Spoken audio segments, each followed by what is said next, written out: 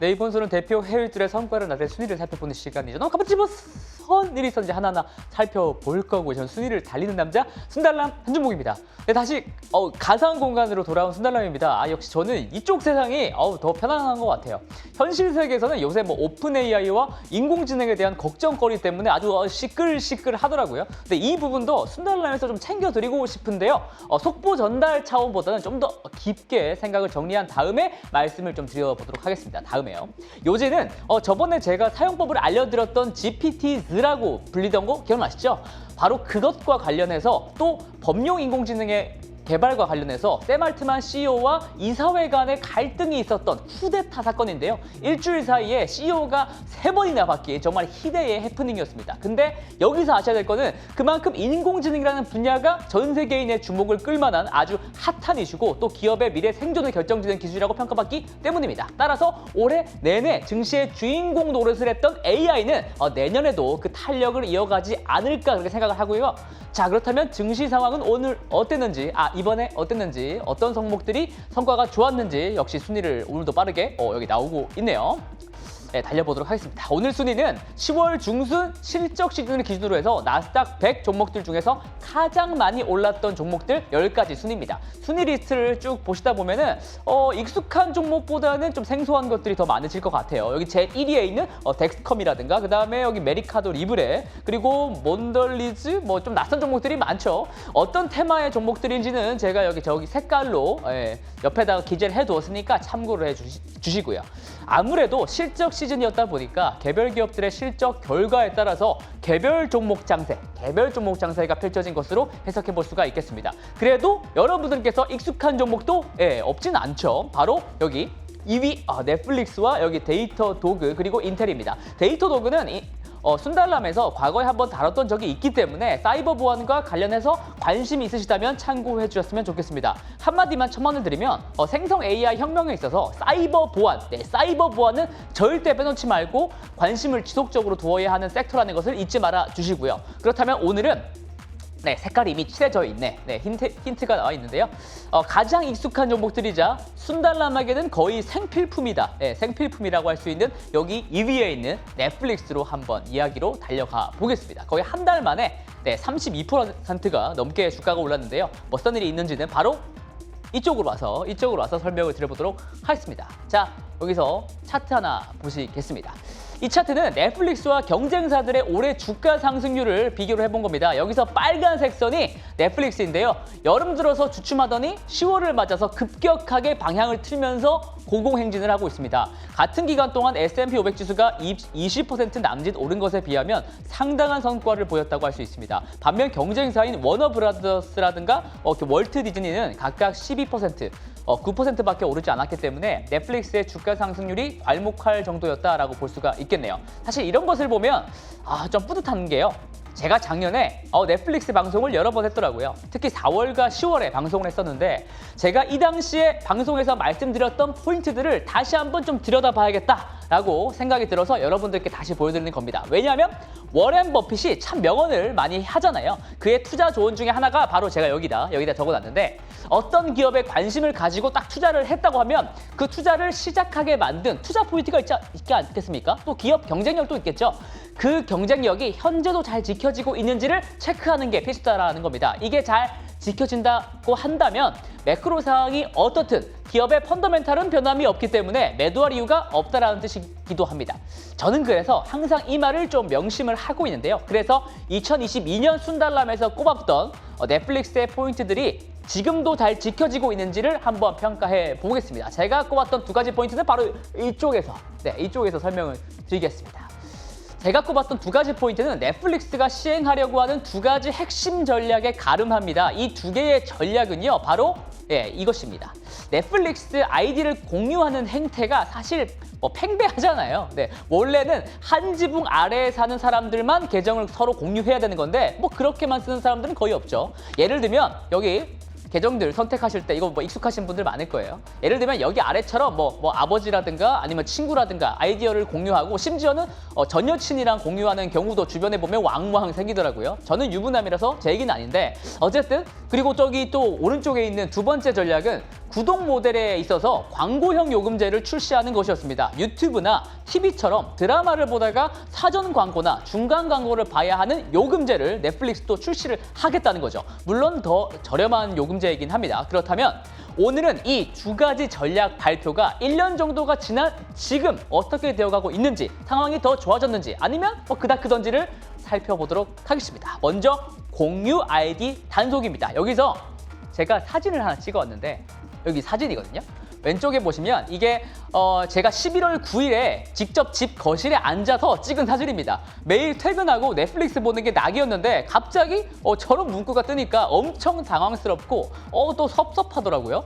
저도 사실 친구랑 같이 이제 공유를 하고 있었거든요. 근데 이제 막힌 거죠.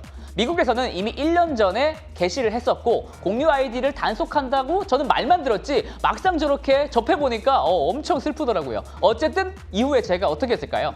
네, 몇 초의 고민도 없이 그냥 바로 구독하기로 결정했습니다. 저처럼 행동한 사람들이 전 세계에 참 많았던 것 같은 게요. 여기서 오른쪽 그래프, 네, 열심히 만든 건데 이 오른쪽 그래프를 보시면 됩니다. 최근 5개 분기 동안 구독자가 얼마나 늘고 얼마나 줄었나를 표시한 겁니다. 여기서 가장 아래에 있는 여기 이게 넷플릭스의 구독자 숫자가 가장 많이 늘었다는 것을 바로 직관적으로 알 수가 있습니다. 5개 분기 동안 2,650만 명이나 늘었는데 같은 기간 동안 디즈니와 HBO가 거의 10분의 1 수준밖에 늘지 않았다는 것을 봤을 때 많이 늘었다는 것을 알 수 있죠. 더욱이 대단한 것은 넷플릭스는 스트리밍 사업을 15년 동안이나 해왔던 터줏대감이고 이들, 디즈니와 HBO는 OTT 사업에 주력한 지가 몇 년 되지 않은 후발주자라는 거죠. 그러니까 공유 아이디 단속은 효과를 봤다고 할 수도 있겠습니다. 그렇다면 공유 아이디 단속을 했는데 왜 굳이 신규 가입까지 하는 걸까요? 제 입장에서는 이제 와서 끊을 수가 없었습니다. 저에게 주는 효용의 가치가 훨씬 더 높다고 생각을 했기 때문이죠. 특히 제가 요새 빠진 드라마가 있는데 오른쪽에 있는 KBS에서 특집으로 제작한 대하 드라마 고려 거란 전쟁입니다. 이름도 참 정직하지 않나요? 정말 오랜만에 보는 것 같은 정통 사극이라서 너무 재밌더라고요. 근데 중요한 것은 이겁니다. 넷플릭스의 KBS가 대작 사극을 계약한 건 이번이 처음이고요. 심지어 공중파 3사는 이미 투자해놓은 OTT가 있죠. 바로 웨이브입니다. 근데 웨이브가 아니라 넷플릭스에게 웨이브도 주고 넷플릭스에게도 배급 권리를 준 겁니다. KBS가 재정난을 타게 하려는 목적도 있겠고 넷플릭스가 그만큼 글로벌 시청자들한테 뻗쳐있는 배급 능력을 인정할 수밖에 없는 상황이 지금으로서 도래했다라고 볼 수 있겠습니다. 쉽게 말해서 미디어 시장에서의 입지가 넷플릭스의 입지가 올라갔다라고 볼 수가 있는 것이죠. 또한 왼쪽 그래프를 보시면 OTT별로 얼마나 많은 영상 컨텐츠가 올라와 있는가를 나타낸 건데요. 넷플릭스가 여기서 2위를 차지했고 HBO라든가 디즈니라든가 그리고 여기 애플과 관련해서는 비교가 되지 않는 수준입니다. 그러니까 넷플릭스가 볼 게 많다는 거죠. 네, 정말 너무 볼 게 많지 않습니까? 근데 저기에 있는 것 중에서 1위가 바로 아마존 프라임 비디오인데 아마존 프라임 비디오가 가장 많은 영상을 보유하고 있긴 하지만 실상 매출이 나오는 영상은 넷플릭스에 비해서 상대적으로 그렇게 많지가 않습니다. 넷플릭스는 자체 제작하는 이른바 오리지널 컨텐츠의 비중이 상당히 높기 때문에 그러하죠. 자, 아마존 프라임 비디오가 얘기를 해서 그런데 그러면 아마존과 같은 좀 경쟁사들에 비해서 좀 더 세부적으로 말씀을 드려보도록 하겠습니다. 여기서 오른쪽 그래프를 보시면 이게 아마존 프라임 비디오와 넷플릭스의 경영 효율을 한번 비교해 본 겁니다. 여기서 회색 막대는 사용자 한 명으로 따졌을 때 각 회사가 컨텐츠 제작에 얼마나 많은 돈을 쓰냐라는 비용의 개념이고요. 그리고 여기 검정색 선이 사용자 한 명당 매출을 따진 겁니다. 근데 아마존의 경우에는 지출이 매출보다 더 많죠? 네, 적자라는 거고요. 반면 넷플릭스는 지출 대비 매출이 거의 3배 가까이 뽑아냅니다. 그러니까 그리고 왼쪽의 차트, 빨간 차트도 같이 보실게요. 여기서 분홍색 막대는요. 잘 보셔야 돼요. 분홍색 막대는 지난 7월에 콘텐츠 제작비가 올해 얼마나 되겠다라고 예상한 비용 전망치고요. 빨간 막대가 10월 실적 발표 때 이 비용 전망치를 수정한 겁니다. 그러니까 7월에 예상했던 거를 10월에 수정한 거예요. 3개월 만에. 그러니까 낮아질수록 예상 비용이 줄어든다는 겁니다. 여기 경쟁사들 가운데 넷플릭스가 절대적 제작 비용도 낮을 뿐더러 막대가 제일 짧잖아요. 그리고 검정색 선을 봤을 때 올해 제작비 예상치 변동률 또한 가장 낮아졌다는 것을 알 수가 있는데요. 그만큼 타사와 비교했을 때 컨텐츠 제작에 관해서 뽑아내는 효율이 좋다. 그만큼 영상 제작에 있어 노하우가 생겼다라고 해석할 수가 있겠습니다. 사실 넷플릭스의 경쟁 상대라고 한다면 전통적인 미디어 업체들이 많이 있는데요. 이들은 케이블 사업자나 위성 TV 제공업체들로부터 TV 송출 수수료를 받아낸 것이 주된 비즈니스입니다. 뭐 폭스 TV라든가 뭐 파라마운트라든가 워너브라더스라든가 이런 게 다 그렇거든요. 근데 이 송출 수수료가 미국에서 여기 보시다시피 빠르게 감소하고 있다는 게 문제입니다. 근데 반대로 넷플릭스한테는 호재인 거고요. 왜 그런지는 논리를 제가 말씀드리도록 하겠습니다. 우선 올해 3분기까지 미국의 케이블 TV 해지율이 9% 정도로 계속되면서 구독자 자체가 감소하고 있습니다. 케이블을 안 본다는 거예요. 근데 구독자가 감소했을 때 보통은 이 사업자들이 수수료를 인상해서 송출 수수료 인상해서 메꿔왔거든요. 근데 이제 그런 시대가 끝났다라는 거죠. 송출 수수료 수입이 감소하게 되면 이런 전통적인 미디어 업체들의 재무 능력은 빠르게 악화될 수밖에 없습니다. 또한 이들의 경우에는 부채가 이미 높은 상황이기도 하고요. 근데 이들은 넷플릭스를 따라잡겠다면서 OTT에도 뛰어들었지 않습니까? 근데 넷플릭스보다 컨텐츠 제작 노하우가 딸리기 때문에 컨텐츠를 제작할 때 비용이 아까도 보여드렸지만 높습니다. 그렇다면 결국 이들이 내몰리게 되는 선택지는 이쪽으로 몇 가지가 없게 되겠죠. 바로 OTT 사업의 수익성을 올리기 위해서라도 구독료를 올리든가 아니면 아예 일부 사업을 포기를 하든가 뭐 둘 중에 하나를 해야 될 수도 있습니다. 이 두 가지 선택을 둘 다 하고 있는 것이 바로 월트 디즈니이기도 하고요. 다만 어쨌든 현재 OTT 사업자들에게 주류가 된 방향은 결국 구독료 인상입니다. 올해 마치 짠 듯이 가격을 줄줄이 인상을 하고 있는데요. 애플 TV의 구독료를 무려 40% 넘게 올렸고 디즈니 또한 광고가 없는 옵션의 경우에는 27% 인상을 했습니다. 여기서 검정색 선을 보시면 이게 인상률이거든요. 다들 20% 이상씩 구독료를 올렸습니다. 밑에 제가 조그만 표로 기재해둔 인상 시점을 보시면 지난달에 특히 10월에 많이 올린 걸 알 수가 있죠. 넷플릭스의 경우에는 아직 미국에서는 인상 계획을 밝히지 않은데 상황이 이렇게 흘러간다고 하면은 본인들도 가격을 인상한다고 하더라도 일종의 정당방위가 되는 것이죠. 손쉽게 마진을 올릴 수 있게 만지작 할 수 있는 카드가 생겼다는 말입니다. 그래서 여기 보시면 유저당 평균 매출이 더 올라갈 수 있게 될 수도 있겠죠. 자, 그리고 두 번째 포인트는 바로 이겁니다. 이 광고 많이들 보셨을 것 같아요. 넷플릭스에게 세계에서 가장 중요한 시장 중에 하나인 한국에도 광고 구독 옵션이 이렇게 생겼습니다. 지난 11월 4일부터 개시가 됐고요. 한국을 포함한 12개국에서 시행 중이라고 합니다. 보통 1시간에 한 5분 정도의 광고를 봐야 된다고 하던데요. 사실 공중파 TV 드라마를 보더라도 최소한 3분 정도는 광고를 보는 것 같거든요. 그렇기 때문에 아주 큰 거부감은 없을 수 있겠다고 생각이 들기도 합니다. 그래도 저는 개인적으로 광고를 정말 싫어하거든요. 보기 정말 싫어하는데 그래서 사람들이 그렇게 광고를 많이 볼까 싶었는데 생각보다 사람들은 광고 옵션을 많이 선호하시더라고요. 특히 가격에 민감한 개발도상국 사용자들에게는 어필이 잘 되고 있는 것 같습니다. 넷플릭스가 지난 3분기 실적 발표에서 밝힌 바에 따르면 이미 신규 가입자의 30% 정도는 광고형 구독을 선택한다고 합니다. 그리고 무려 반년 만에 광고 옵션으로 구독하고 있는 사람들의 숫자가 3.4배 늘었다고 말하기도 했었고요. 여기서 오른쪽 그래프를 보시면 이것은 작년에 예측했던 자료인데요. 넷플릭스 전체 구독자들 중에서 광고형 구독의 비중을 전망해 본 것인데 아까 제가 방금 말씀드린 3분기 실적 발표 내용대로라고 한다면 정말 이것과 비슷한 궤도대로 흘러갈 수도 있겠다라는 생각이 듭니다. 그런데 사실 이렇게 생각하실 수도 있을 것 같아요. 광고 시장이라는 게 유튜브도 있고 인스타그램도 있고 둘 다 있는데 넷플릭스가 광고 단가를 비싸게 받을 수가 있겠냐? 그리고 광고 옵션은 구독료가 싼데 그렇다면 매출이 더 떨어지는 거 아니냐라고 생각하실 수가 있으실 것 같아요. 자, 이런 생각은 지금으로서는 기우라고 CEO는 생각하는 것 같습니다. 이 사람이 잘생기지 않나요? 네, 넷플릭스의 CEO인데요. 네, 그렉 피터스라는 사람입니다. 이 사람은 광고 비즈니스에서 유튜브의 영역, 그리고 미국과 사이가 나쁜 중국과 러시아 시장을 제외하더라도 무려 230조 원 정도의 시장 기회가 남아있다고 말했습니다.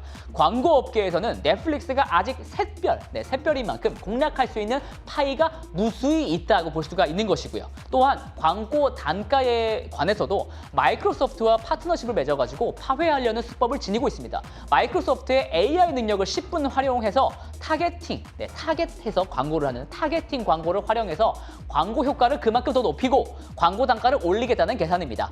이렇게 된다면 굳이 광고 단가가 유튜브에 비해서 크게 밀릴 것 같지는 않다라는 생각이 들기도 하고요.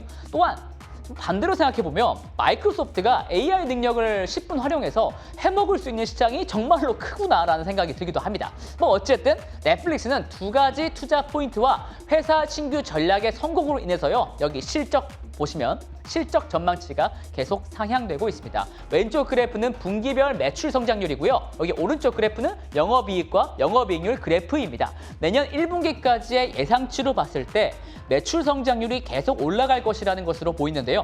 올해 2분기에 3분기 성장률이 그쳤지만 당장 4분기부터는 다시 두 자릿수로 복귀할 것이라고 보이는 게 눈에 띕니다.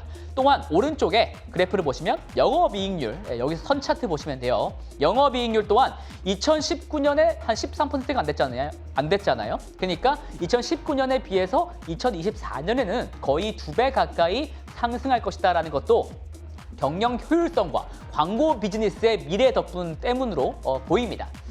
자, 그렇다면 이제 문제는 밸류에이션, 밸류에이션인데요. 요새 넷플이 비싼지 아닌지를 평가하기 위해 제가 자료를 여기 딱 가지고 와봤습니다. 여기서 오른쪽 그래프를 보시면 지난 5년간 넷플릭스의 PER 추이를 이거 제가 쫙 그려본 건데요. 지금은 31배 정도 되고요. PER이 5년 평균치는 44배였었습니다. 그러니까 평균치보다는 아직 낮은 상황이다라고 볼 수가 있겠고, 코로나 수혜를 입었던 바로 이때가 코로나 수혜였거든요.